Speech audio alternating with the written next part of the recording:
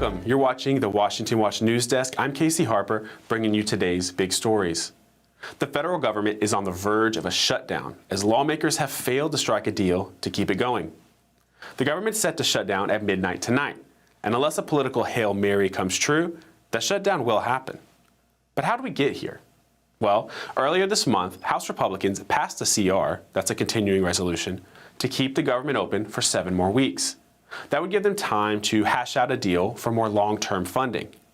But the Senate needs 60 votes to approve that deal, which means Democrats have to get on board. And so far, they're not budging. The Senate is expected to hold a vote on the funding maybe tonight, and no one knows for sure how it may go. Democrats are taking a stand against President Trump. House Minority Leader Hakeem Jeffries and Senate Minority Leader Chuck Schumer have been defiant. The Democratic leaders gave the White House a list of demands, including more funding for PBS and hundreds of billions of dollars in Obamacare subsidies, including for illegal immigrants. Now, Republicans are calling it the Schumer shutdown. But of course, Senator Schumer is blaming Republicans. Congressional leaders met with President Trump and Vice President J.D. Vance at the White House yesterday, but the meeting ended without a deal. You will hear a lot from Senate Democrats, from House Democrats about the fact that American health care policy is broken. Well, we know that American health care policy is broken. We've been trying to fix it for the 8 months that we've been in office, but every single thing that they accuse about being broken about American health care is policy that Democrats have supported for the past decade. So if they want to talk about how to fix American health care policy, let's do it. The Speaker would love to do it. The Senate Majority Leader would love to do it. Let's work on it together, but let's do it in the context of an open government that's providing essential services to the American people. With just hours remaining, a government shutdown seems likely. Meanwhile, Secretary of War Pete Hegseth and President Donald Trump addressed hundreds of generals and admirals in a rare meeting this morning. The meeting was highly unusual. Leaders normally scattered around the globe gathered at Quantico in Virginia. Once they arrived, Hegseth didn't mince words. He blasted DEI, woke military trainings, and lowering standards for soldiers. No more identity months, DEI offices, dudes in dresses. No more climate change worship. No more division, distraction, or gender delusions. That is why today, at my direction, we are drastically reducing the ridiculous amount of mandatory training that individuals and units must execute. We've already ended the most egregious. Now we're giving you back real time. Less PowerPoint briefings and fewer online courses, more time in the motor pool, and more time on the range. Hegseth went on to say that if generals in the room were upset about those changes, they should do the honorable thing and resign. The formal speech with Hegseth, with Trump's backing, is the latest step in his overhaul of what is now called the Department of War. Unfortunately, Hegseth's timing is right on, because Russia continues to inflame tensions with NATO, sending group after group of drones to violate NATO airspace. Now, those drones have either been shot down or intercepted so far, and Russian leaders have dismissed concerns about the airspace violations. But they have become a dangerous new trend that has NATO nations on edge and fear that the war in Ukraine could spread. Now, for our last story, President Trump released a peace plan that could end the war in Gaza. That announcement yesterday came after the president met with Israeli Prime Minister Benjamin Netanyahu. The plan was hashed out with Israel and Arab leaders and includes release of the hostages, all of them actually, and an end to the fighting, though critics have raised concerns about it setting the stage for a two-state solution. However, Israel has agreed to accept, though not without Israeli ambassador to the UN, Danny Danon, sending a strong warning to Hamas. If they reject the plan, Israel will finish the job, either the easy way or the hard way. Whether Hamas takes the deal or invites a fresh wave of Israeli attacks remains to be seen. And those are today's stories. I'm Casey Harper.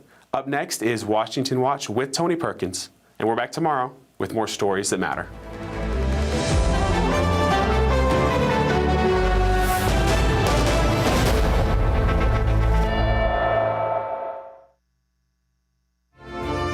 From the heart of our nation's capital in Washington, D.C., bringing compelling interviews, insightful analysis, taking you beyond the headlines and sound bites into conversations with our nation's leaders and newsmakers, all from a biblical worldview. Washington Watch with Tony Perkins starts now. We stand at the precipice of a government shutdown because they're afraid to talk about the real issue, which is health care for American citizens. That was Senate Minority Leader Chuck Schumer on the Senate floor opposing the continuation of current funding of the federal government, which sets the stage for a government shutdown at midnight tonight. Welcome to this September 30th edition of Washington Watch. I'm Tony Perkins, your host. Thanks so much for tuning in. Well, coming up, President Trump said today that if Democrats shut down the government, people will lose their jobs. Senator James Lankford of Oklahoma will join me shortly. Texas Congressman Keith Self will also join me later to discuss President Trump's 20-point Gaza peace plan, which Hamas is still reviewing. The question is, will they be smart and accept it?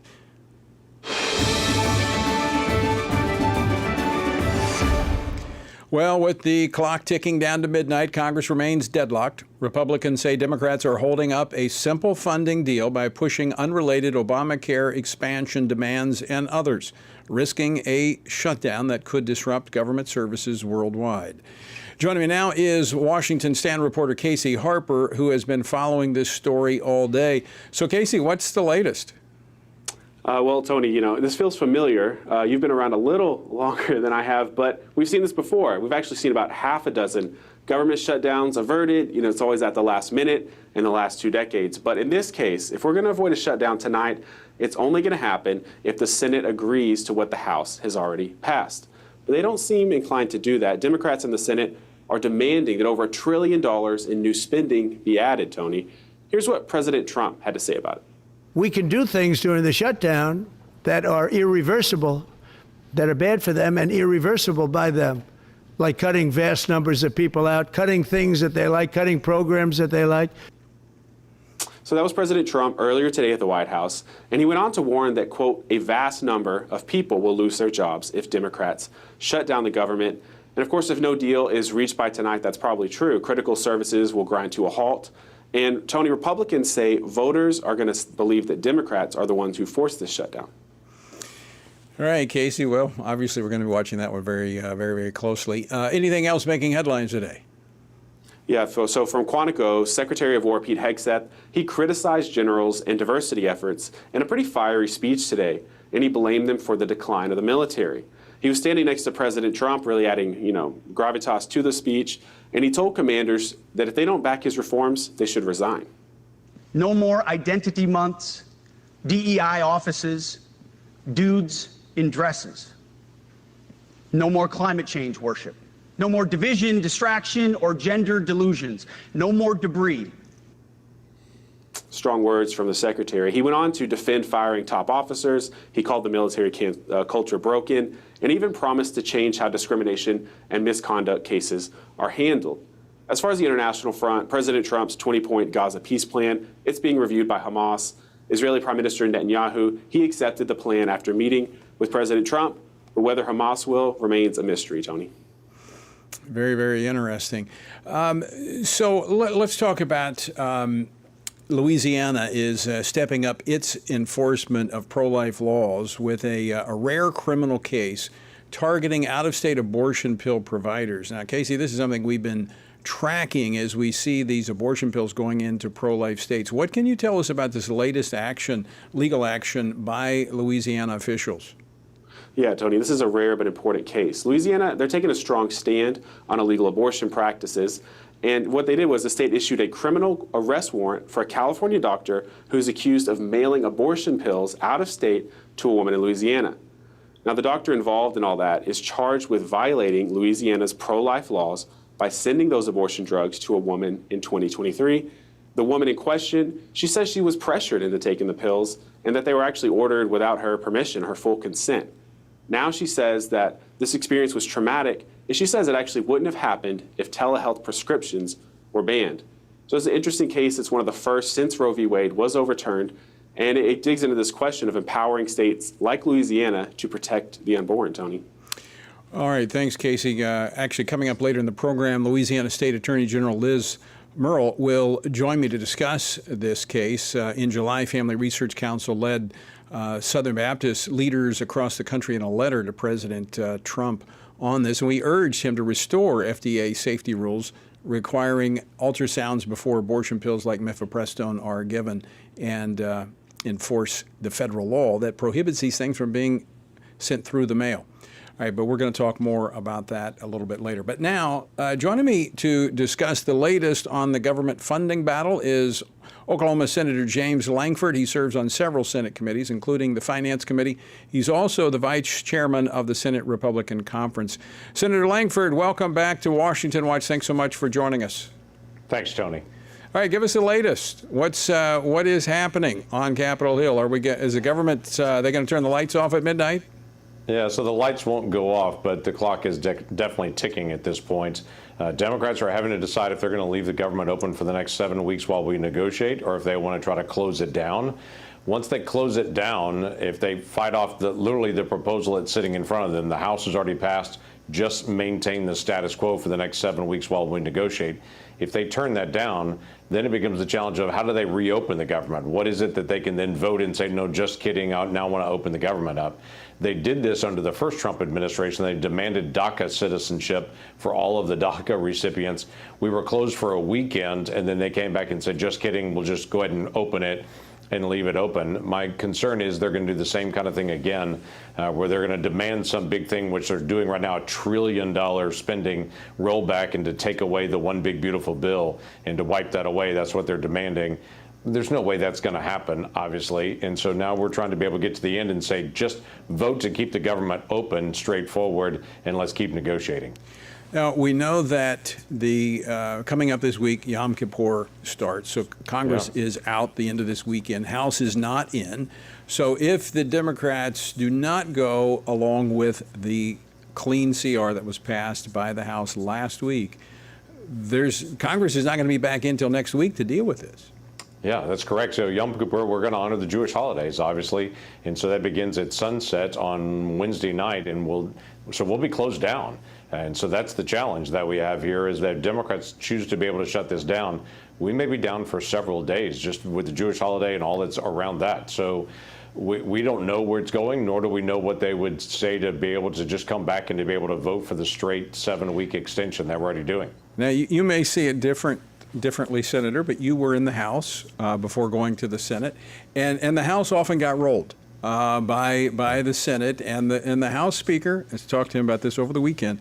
I mean, he basically said, we did our work, we went home, and that's why he has not called the Republicans back into session this week, because he doesn't want to be forced into these false negotiations. The Democrats have what they have. Either they take it or they don't. That's correct. But the crazy thing about this is there were 13 of these in the 4 years of the Biden administration where they were just short term. We're almost done with negotiations. We need just a few more weeks on it. This passed without an issue on this. There were always votes here in the Senate as well that gave plenty of votes to say, okay, we understand we're just going to keep open, we're going to keep negotiating. Now suddenly Democrats are determining they don't want to do that. This, I think, goes back to the March of this year when Chuck Schumer and about 10 Democrats voted to be able to keep the government open at that time. Their far left liberal base just went apoplectic on them and attacked them and said, you can't do anything with Trump. You shut the government down. You fight him at every time. Be the resistance. Right. But the problem is it just hurts the country. It doesn't hurt President Trump. It just hurts the country. So one more question, and then I want to move on to another topic. Is this more about Democrats, in particular Chuck Schumer's personal politics in the state of New York, where he's vulnerable to his left? Is that really what's driving this? This is all about Chuck Schumer's personal politics, all about it. Multiple Democrat senators that I've talked to have said, hey, we should just keep it open. We should keep it going, except for Chuck Schumer and his politics that he's in right now. So we're there. I get it for that. I mean, we've got the socialist that's leading the mayoral race in New York City right now. The New York politics have shifted hard to the far left. And Chuck Schumer's trying to be able to fight off the far left socialist in his own party on it. and we'll see where that goes. Senator, I know you just have a couple minutes left. I want to get your thoughts on yesterday's meeting between Prime Minister Benjamin Netanyahu and President Trump and the agreement on this 20-point plan. You and I have been to Israel together. We share the same concern over Judea and Samaria. Your thoughts on the latest developments? Yeah, it was interesting to be able to get this description where the president was saying, okay, there would be stop at hostilities, released all the hostages, but then he kind of turned towards having a Palestinian state at the end of it in the final part of that agreement and saying, hey, we don't want Israel to annex any of the West Bank. Well, that Judea and Samaria is historic Israel. Some of those areas are referred to as Area C. Israel already does all the security there, but we're talking towns like Jericho and where Shiloh is, the historic place for the tabernacle. This is biblical Israel here, and it's areas where Israel already provides security. And so what I'm trying to be able to communicate to everybody in the administration is, hey, let's allow Israel to be Israel and to be able to deal with its own boundaries and its own history and future here, and not try to be able to impose something on them as they're trying to be able to work towards long-term agreements. But long-term agreements are hard with the Palestinian Authority there. There is no lead negotiator for them, so they don't have anyone to even make an agreement with at this point that would count. A minute left, and now you got to go. Can you really look at this region of the world without having a biblical, historical, and spiritual understanding in terms of managing peace? Yeah, there's a lot of history in that region and a lot of things you've got to be able to look at, not just the last 10 years, or the last 75 years. You look at the last thousands of years to be able to see the pattern and the path that's in that area. We also can impose a Western concept of what governance looks like over a Middle Eastern tribal community, clan, sheikhs, all of that concept, family-driven culture, very, very different in that region than it is in American culture. And at times there's an American implementation of what things will look like rather than an actual Middle Eastern mindset. Right. It's that Western view that's been placed on them. Senator James Lankford, always great to see you and have you on the program. Thanks for taking time to join us. Thanks, Tony. Good to see you again. Senator James Lankford of Oklahoma, as I made reference to when he was in the House, we took one of the first two official congressional delegations into Judea and Samaria and visited those areas that he made reference to that prior to, I think that was in 2012 or 2013, prior to that there had been no official congressional delegation. And then we talked about this on the program, but in August last month, House Speaker Mike Johnson was the first House Speaker to ever go into Judea and Samaria. And why is this important? Judea and Samaria, often referred to as the West Bank, and I know this is repetitive to those who listen to the program a lot, but that's 80% of what we read about in the Bible took place in that area. In fact, Judea, it's where the term Jew came from. But yet this is what the international community under a two-state solution wants to give away and create a Palestinian state. And my concern about the 20-point plan is that buried deep in there is the plan from 2020, which does call for a future Palestinian state if certain criteria is met.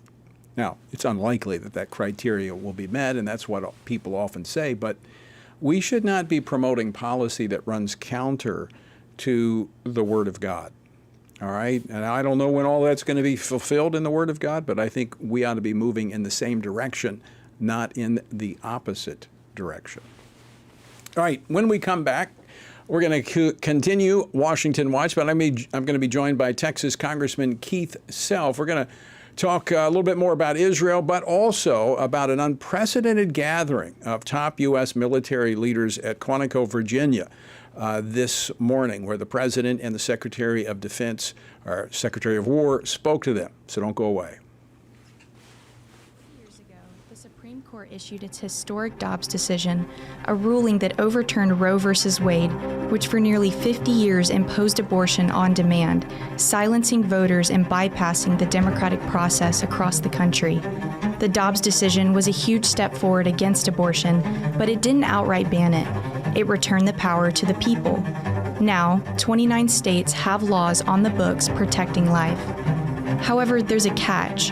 Abortion numbers since Dobbs have actually gone up, with an increase of 12% since 2020, climbing from 930,000 to over 1 million in each of the most recent years. So how can this be? The answer is simple: the abortion drug. Today, over 60% of U.S. abortions involve abortion drugs, many of these without medical oversight. In 2021, the Biden administration quietly removed bare minimum long-standing safety protocols for the abortion drug that have existed for 20 years to protect women from life-threatening risks and ensuring informed consent. The Biden DOJ then declared that they would not enforce the Comstock Act, which prevents the mailing of anything that causes an abortion. This is not only illegal, but also dangerous. A study shows nearly 11% of women who take the abortion drug end up in the emergency room with serious complications. Unless the Trump administration reverses these reckless Biden-era policies, pro-life laws will remain largely symbolic. Without a full review and repeal of mifepristone, unborn lives will remain in grave danger, and pregnant mothers will remain at risk. Let's stand for life and end this mail-order abortion drug pipeline. Sign the petition urging the Trump administration to take action at frc.org/stopchemicalabortion. In the beginning was the Word, and the Word was with God, and the Word was God, and the Word became flesh and dwelt among us, and we have seen His glory. Family Research Council invites you to join our Stand on the Word Bible reading plan as we reflect upon the life of Jesus, the Word who dwelt among us. Come with us and discover the glory of the Word. Read the Gospels and witness the life-changing story of Jesus, His life, death, and resurrection. Come read how Jesus transformed the lives of common people and how those same people transformed the known world through the power of the Holy Spirit. Come with us for 10 to 15 minutes a day and read the entire New Testament before the new year. Find our Bible reading plan and daily devotionals from Tony Perkins at frc.org/Bible. Join us and stand on the Word.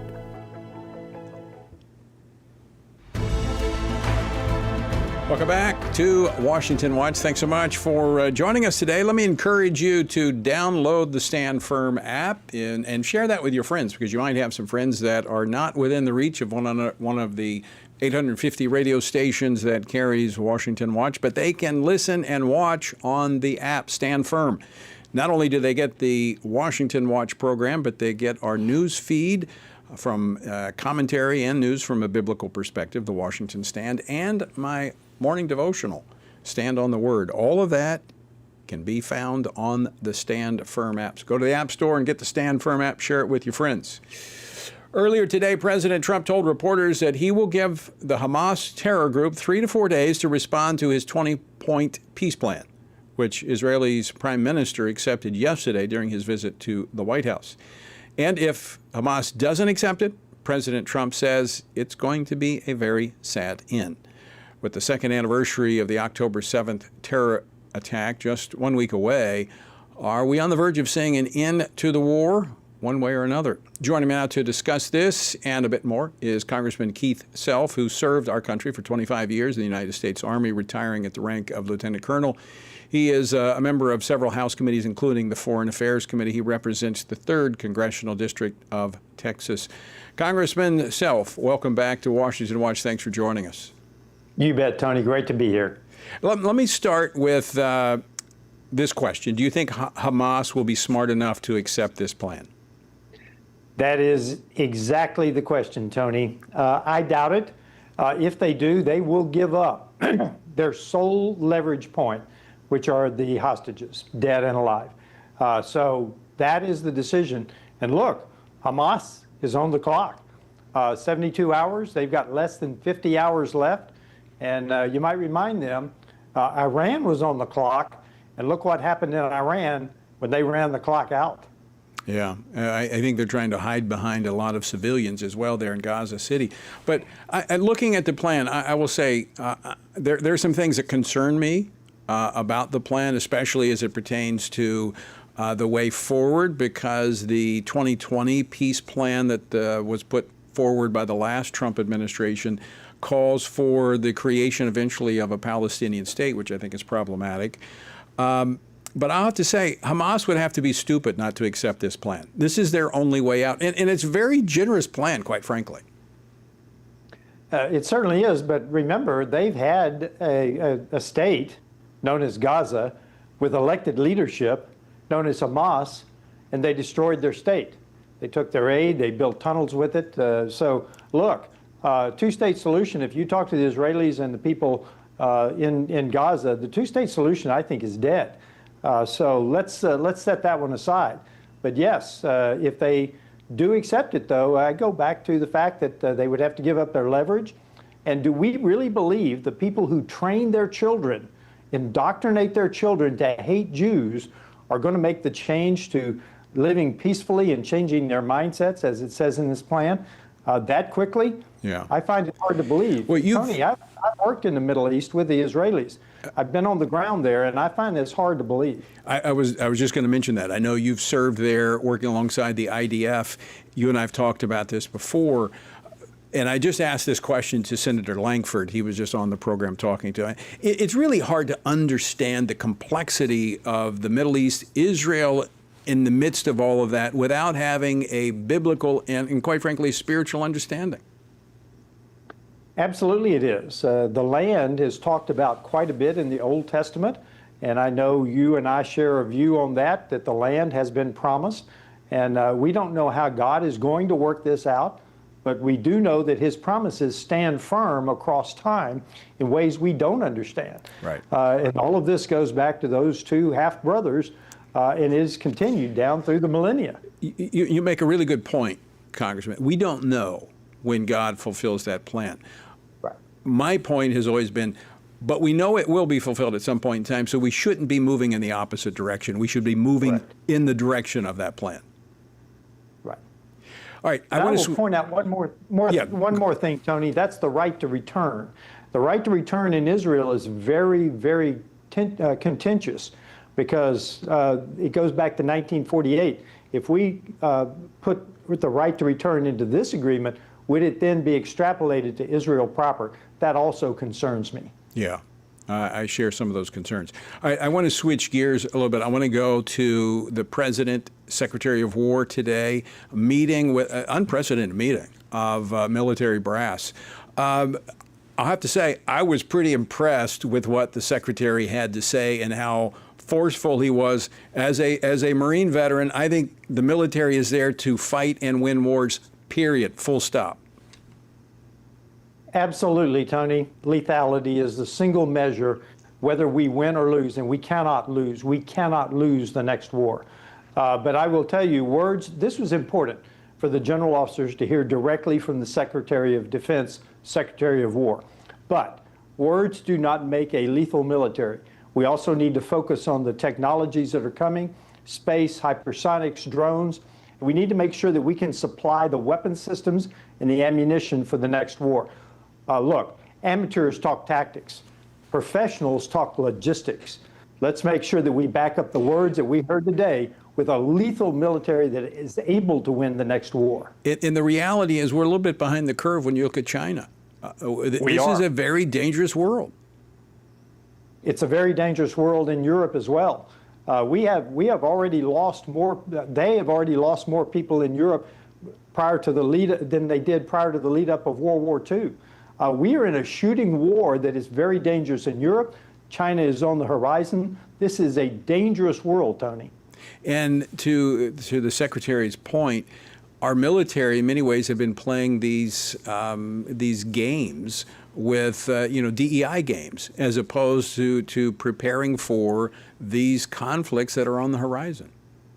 You cannot take your eye off the ball, and that's what we've done for the last 4 years. Our eye has been taken off of the ball of a lethal military ready to go in harm's way and do damage to our enemies, our adversaries, and protect the American way of life.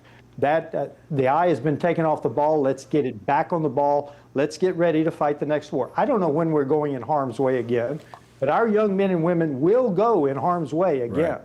Well, the stronger we are, the less less probability that that does happen. I mean, it is a dangerous world, but if we're strong, nobody wants to pick on us. Congressman Keith Self, always great to see you. Thanks so much for joining us today. Thank you, Tony.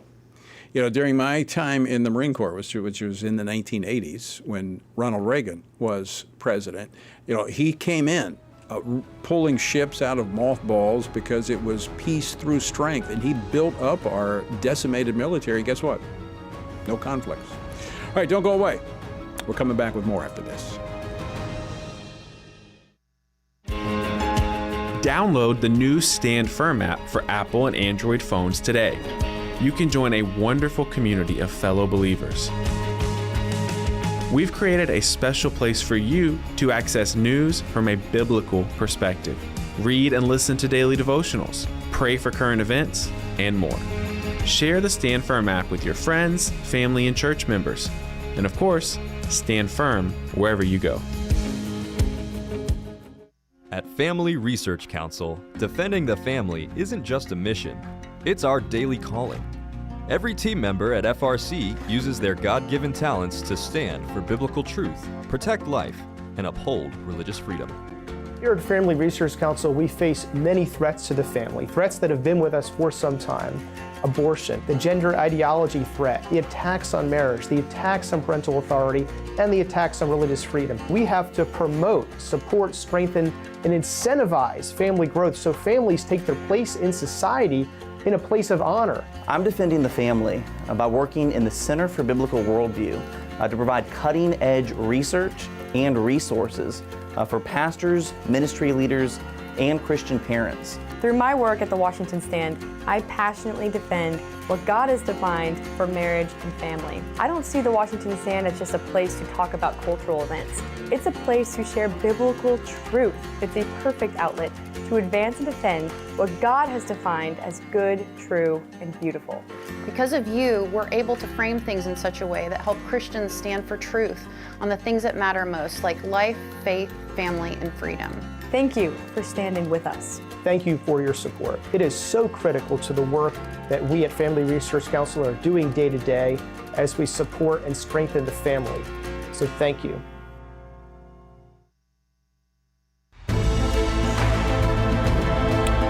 All right, welcome back. In just, actually less than 3 weeks, like-minded Christ followers from across the country are going to gather at Calvary Chapel, Chino Hills in California for our Pray, Vote, Stand Summit. Now, given what's happening in our country today, I tell you, there's never been, I think, a greater need for God's people to cry out to God to move in our nation. It's a great opportunity, but great challenges. And so I encourage you to join us because we're going to pray. We're going to talk about affecting our culture and our government by voting and ultimately standing for truth. So I encourage you to join us October 17th and 18th in California for a powerful, powerful gathering. To find out more and to register, go to prayvotestand.org. That's prayvotestand.org. Attorneys representing a pro-life journalist who was assaulted on camera earlier this year will be filing a civil lawsuit against the Office of Manhattan's District Attorney. That's Alvin Bragg, a name that you've heard before. Well, he failed to prosecute the felony assault charge. Although the entire assault was recorded in a video that went viral on social media, the DA's office downgraded the original second-degree assault charge against the assailant to a misdemeanor before the case was completely dismissed. New York apparently just loves lawlessness. Well, considering the political climate we find ourselves in today, what message does that send?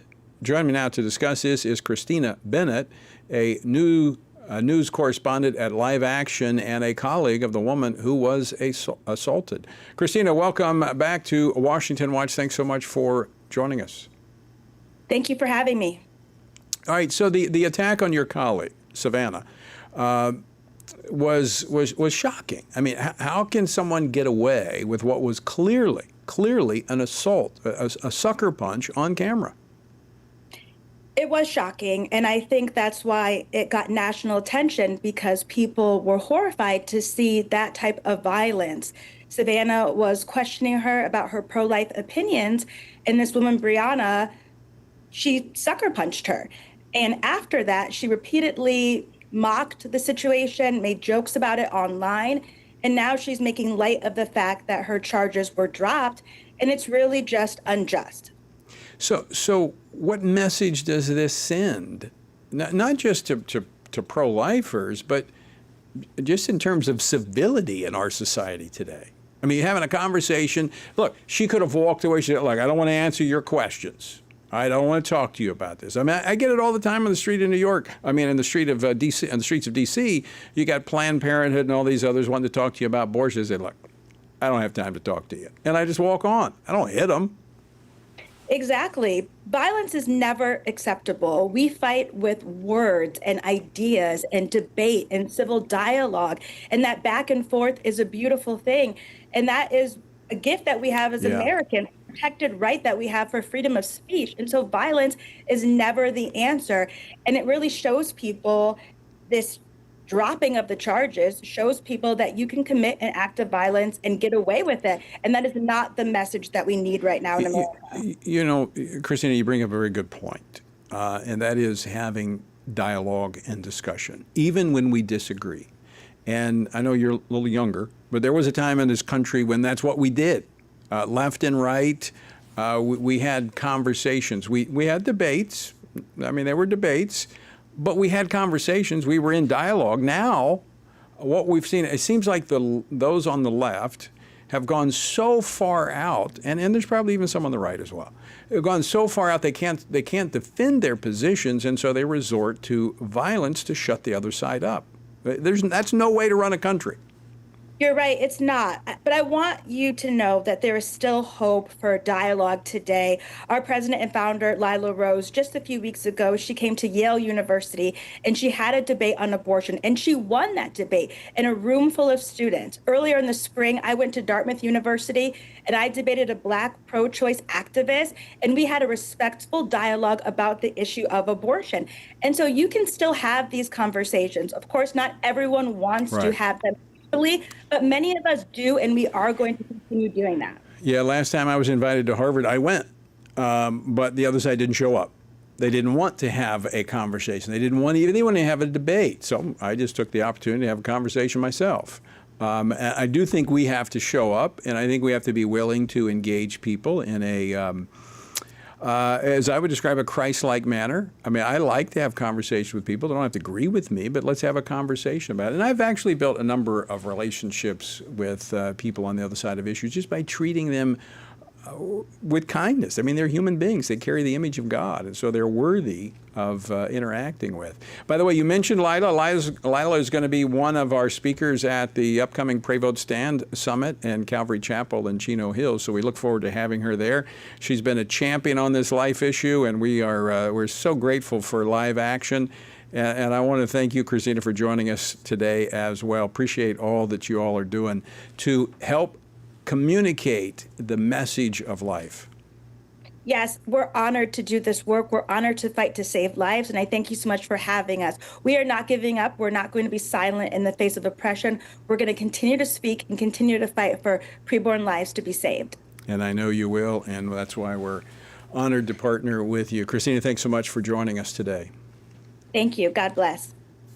And folks, I want to encourage you, come join us at the Pray Vote Stand Summit. I think in the wake of all that's been happening in our country, people they realize life is fragile.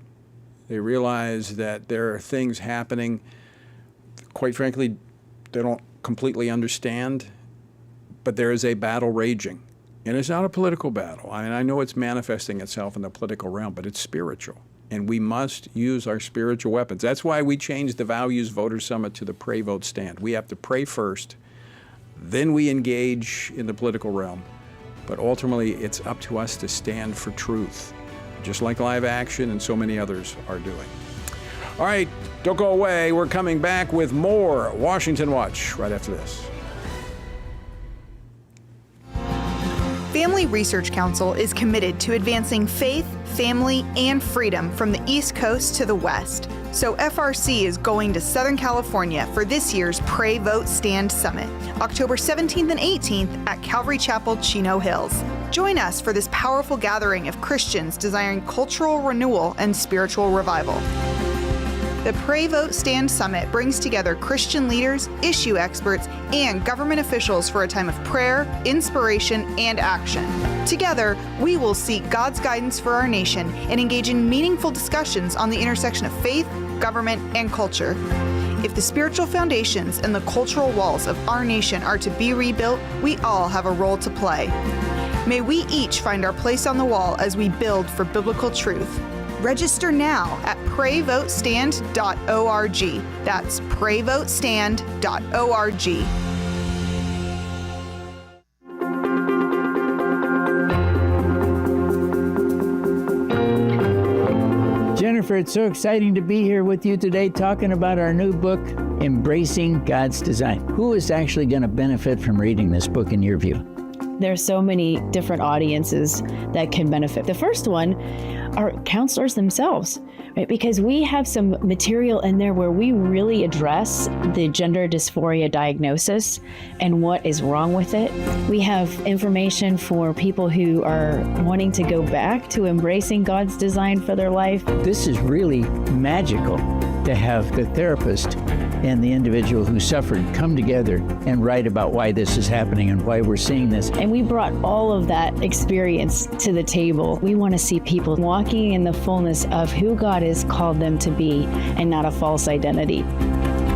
Order today at embracethedesign.com.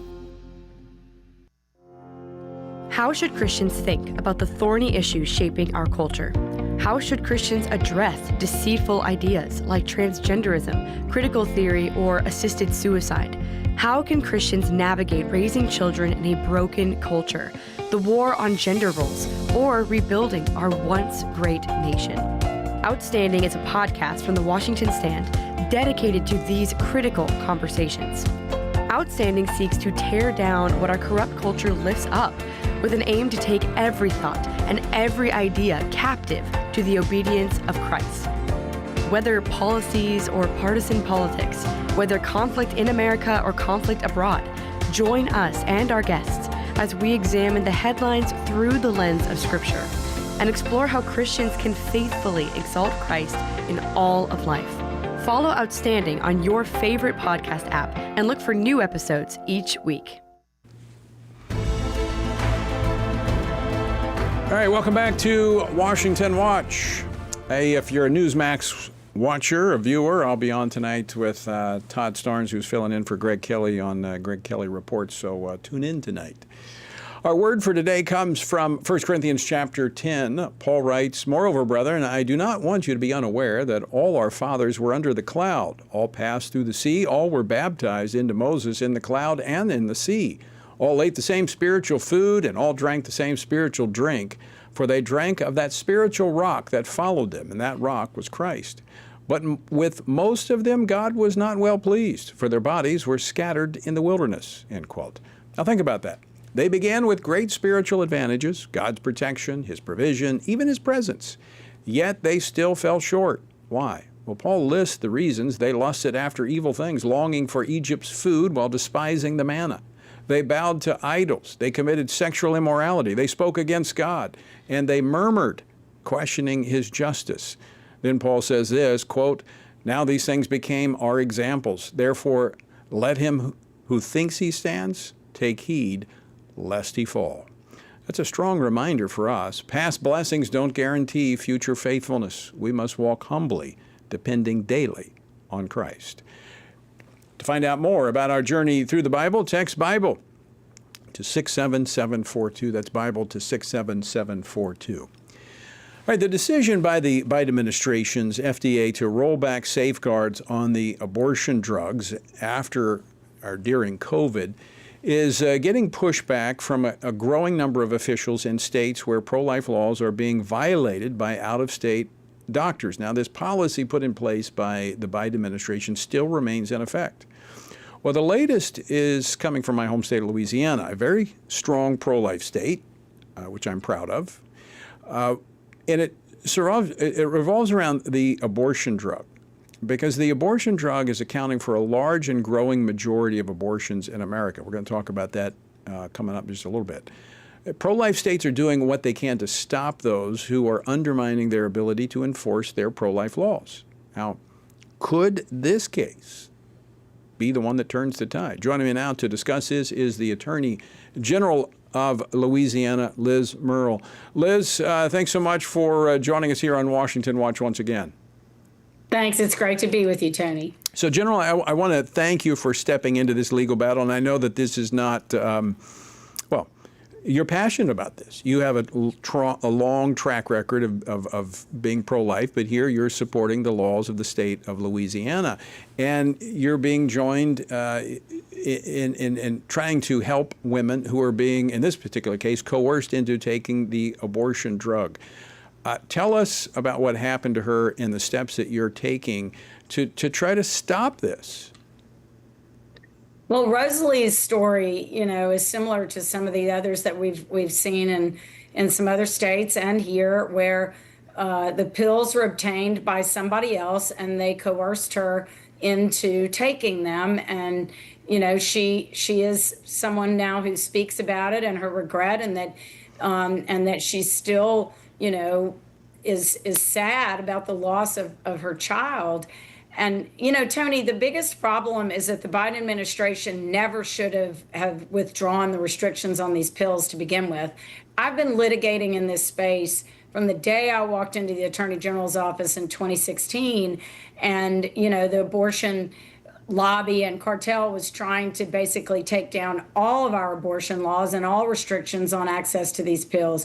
It's dangerous. And now we have drug dealers basically from other states who are mailing them illegally into our states to anybody who asks for them. And we've seen a number of cases where coercion is involved. A couple, Thomas Presley, one of our state senators, his sister was poisoned with them when her estranged husband tried to abort their child by putting the pills into her food.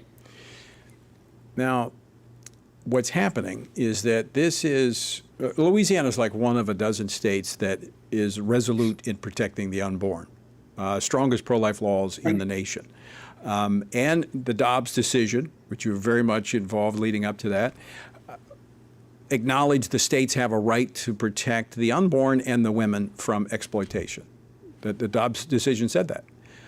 So That's right. Louisiana's got some very strong laws as a result of that recognition that the court gave.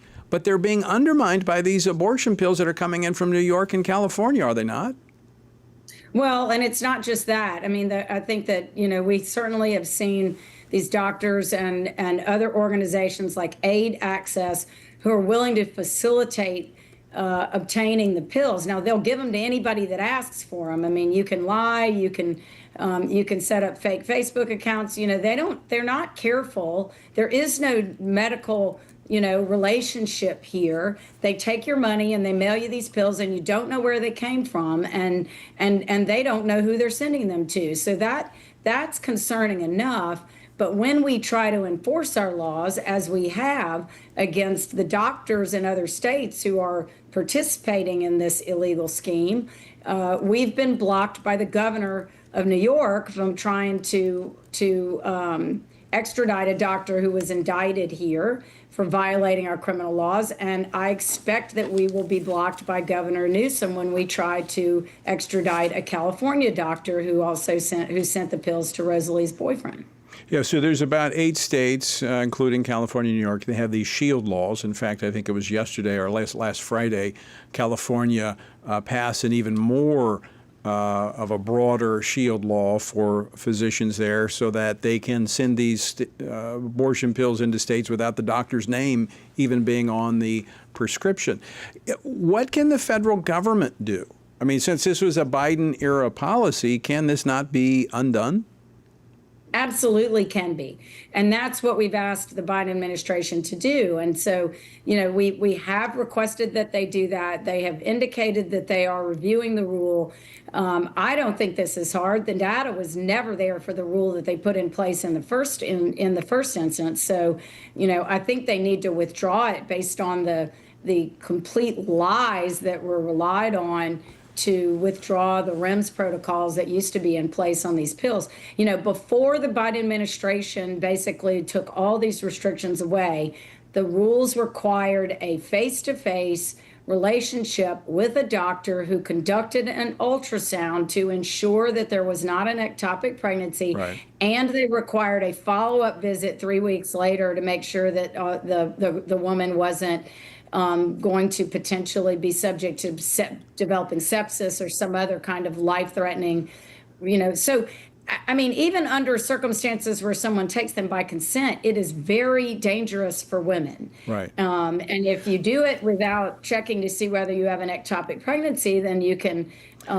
cause extremely, you can become infertile. So, I mean, it's terrible. So, General, it's pretty simple what you just described there. If those protocols were put back in place that were there before the Biden administration changed them during COVID, that means that they couldn't send pills from California or New York because it would require a in-person consultation, and so they're not going to fly up to New York and fly back and then fly back again. I mean, and it's not going to undermine the laws of the pro-life states, correct? Well, and to be clear, it is illegal to send these pills by mail, even under federal law. That violates the Comstock Act. But that's not being enforced. It's not, and that would be federal officials that would have to enforce it. And so it is frustrating. It's never been legal to mail these pills. Under the prior law, there were restrictions, and if a doctor prescribed them in this state legally, they still had to comply with all of those restrictions. So in the meantime, last question for you, General Murrell. All of the work that Louisiana and like-minded states have done to protect the unborn is now being assaulted by states like blue states like California, like New York, and in large part because of the policy that is currently in place at the federal level. Right, and I don't think another state should have the ability to nullify the laws of this state when someone is committing a crime in this state intentionally. I mean, it is no different than if they were dealing fentanyl or anything else that we've declared illegal or subject to very, very restrictive use under only certain circumstances. So it's because it's abortion. It's treated differently. Abortion. All the rules go away when it involves abortion, and it's incredibly dangerous to women. It's just appalling. Well, General Murrell, I want to thank you because you have a long track record of fighting for the unborn and fighting for women in our state of Louisiana. So I want to thank you, and I want to thank you for joining us today. And keep up the fight and let us know how we can help. Thanks. It's great to be with you. All right. Attorney General Liz Murrell from Louisiana. By the way, we need you to help weigh in on this. The Trump administration could change this policy. I know they've announced that they're looking at it, but look, we got to change this. It's not that difficult. Text the word life to 67742 and sign our petition that we're going to be delivering to the Trump administration. Life to 67742 to deal with what we were just talking about with Attorney General Murrell. All right, I want to continue this discussion very quickly as we wrap up the program today. The abortion drug mifepristone, and I'm going to bring in Dr. Michael New, Senior Associate Scholar at the Charlotte Lozier Institute. Dr. New, welcome back to Washington Watch. I want to ask you this question. First, the Guttmacher Institute released some new data today, and they're saying that the number of abortions provided by abortionists have declined for the first time since the Supreme Court Dobbs decision. Now, I think we got to take that with a grain of salt because what they leave out of that, they're talking about brick and mortar institutions that are doing physical surgical abortions, but 63% plus of abortions are now being done by the abortion pill, like we were just talking about with Liz Murrell. So this may not be an accurate picture. No, I certainly don't think it's an accurate picture at all. Right now, policy regarding chemical abortions is the Wild West. You have women getting telehealth abortions, ordering pills from other states with shield laws that aren't reporting. You have women ordering pills from other countries. So the data presented by Guttmacher is not the complete picture. I'm not confident at all that numbers actually are, in fact, going down. So it was interesting. There was some data they put out earlier on the abortion pill that showed their numbers of abortion prior to Dobbs being about 930,000 a year, now up to almost 1.1 million. But now they're saying with the closure of these Planned Parenthood clinics as a result of the defunding and the reconciliation bill, they're now saying, oh, women are not able to get abortions, when in fact the real picture is, and we don't know for certain because the reporting requirements are not there, but all indications are abortion has actually gone up in the country. Yeah, long term, there's certainly been an increase. I mean, once the FDA derated chemical abortions, numbers went up. It all started in 2017 when they reduced the number of in-person visits from 3 to 1. Then during the pandemic in 2020, they said there could be no in-person visit, and women can just get these pills through the mail without any medical supervision. So ever since then, you've seen numbers going up. I do think some of the individual pro-life laws are doing some good, but you've seen a long-term increase. Why? Because chemical abortions are totally unregulated. And again, the Trump administration could stop this tomorrow if they wanted to. So what happens, Dr. New, if the Trump administration did dial back the Biden policy and put back just what was in place before the Biden administration? As the Attorney General was laying out, you had to have the in-person consultation. What do you think that would do to the abortion numbers in America? Oh, I think they would fall dramatically. I mean, that telehealth abortions have only been with us since 2020. I mean, this was meant to be a temporary measure during the pandemic. The Biden administration unwisely continued. So if you put back the old rules in, telehealth abortions are illegal, and that means women living in pro-life states won't obtain these chemical abortions through the mail. They'll carry pregnancies to term. They'll get help from pro-life pregnancy help centers, and women, children, unborn children will be protected. Which would be the intent of what the Dobbs decision was, allowing lawmakers to set these policies, and not just at the state level, it's also at the federal level. I know that's another argument to have with some people, but at a minimum, everybody agrees that Dobbs gave the states the right to regulate the sanctity of defend life through their policies. If that's in place, then we see the nation trending toward a pro-life nation, which was the intent of Dobbs. Absolutely. I mean, pro-lifers worked long and hard to overturn Roe v. Wade. Now that Roe is overturned, we can put some policies in place that actually provide strong legal protection for preborn children. But sadly, that's being undermined. Again, women can go online, get these chemical abortion pills mailed to them. There's no medical supervision, and it's just undermining a lot of the hard work pro-lifers have done. Dr. New, it's also, it's keeping up with the trends. I mean, just like the big brick and mortar stores are closing, more people doing business through Amazon. I mean, this is really the abortion industry is moving in that direction. They're saying they're hurting because they're closing down these clinics, but in fact, they've already adopted a business model that is using the abortion pill. No, they've been very savvy. I mean, at first, I think they had some trouble adjusting to things like the Texas Heartbeat Act and Dobbs, but they've realized that chemical abortions are a way around these good, strong, solid pro-life laws we've worked hard to pass. They're working with groups like Aid Access to send these chemical abortion pills into states in violation of state laws. So our opponents are always very savvy. Pro-lifers need to work hard and be very diligent to counter them. All right, Dr. Michael New, I want to thank you for joining us. Always great to have you on the program. Appreciate the great work you do for the benefit of the unborn and their mothers. Thank you. All right, folks. We covered a lot of ground in that segment, but I think you understand we've got a problem.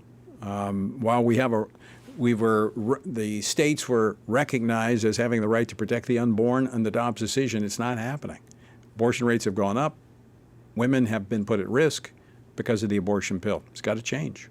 Text the word LIFE to 67742. That's LIFE to 67742. And help us convince the administration to do the right thing and protect the unborn and their mothers. All right, I want to thank you for joining us today. And I want you to tune in again tomorrow. And until then, I want to leave you once again with the encouraging words of the Apostle Paul, found in Ephesians 6, where he says, when you've done everything that you can do, when you've prayed, when you've prepared, and when you have taken your stand, by all means, keep standing. Washington Watch with Tony Perkins is brought to you by Family Research Council and is entirely listener-supported. Portions of the show discussing candidates are brought to you by Family Research Council Action.